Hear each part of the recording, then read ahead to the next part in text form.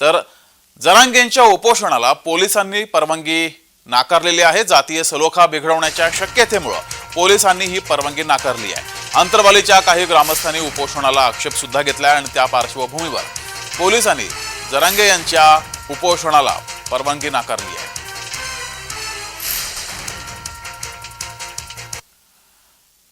अधिक माहिती घेऊया, आपले प्रतिनिधी विजय चिडे आपल्या सोबत आहेत। विजय, जरांगे पाटील यांच्या उपोषणाला पोलिसांनी परवानगी नाकारली आहे, अधिकची माहिती या संदर्भात।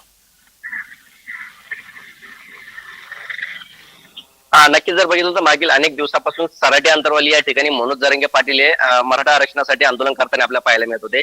सगळे सोयरीची मागणी घेऊन मनोज जरांगे पाटील त्या ठिकाणी उपोषण करत होते। मात्र त्यानंतर जर बघितलं तर सरकारकडून त्यांना 10% आरक्षण जे आहे ते देण्यात आलं होतं, मात्र ते आरक्षण मान्य नसल्याचं असं मनोज जरांगे पाटील यांनी सगळे सोयऱ्याचा जो शब्द आदेश आहे तो कायद्यात अंमलबजावणी करा अशी मागणी घेऊन मनोज जरांगे पाटील हे पुन्हा एकदा आता शनिवारी जर बघितलं तर सराटी अंतरवाली या ठिकाणी उपोषणाला बसणार होते। मात्र त्या ठिकाणी जर बघितलं तर गावकऱ्यांचा विरोध झाल्याचं आपल्याला पाहायला मिळालं।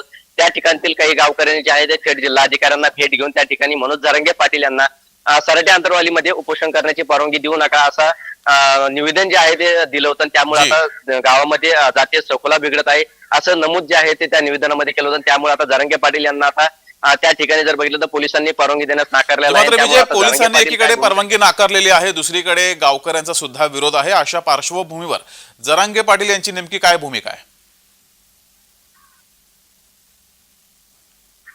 नक्की जर बघितलं तर जरांगे पाटलाची प्रतिक्रिया जी आली होती त्यानंतर ते आम्ही विचार करू, समाजाची चर्चा करू अशी प्रतिक्रिया जी आहे ती माध्यमांसमोर जरांगे पाटील यांनी दिली होती।